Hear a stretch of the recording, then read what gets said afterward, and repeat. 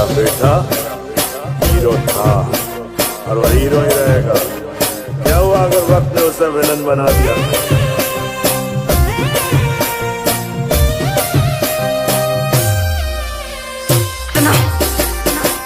तुम आज का और आज मुद्दत के बाद ये पगी दिल खोल कर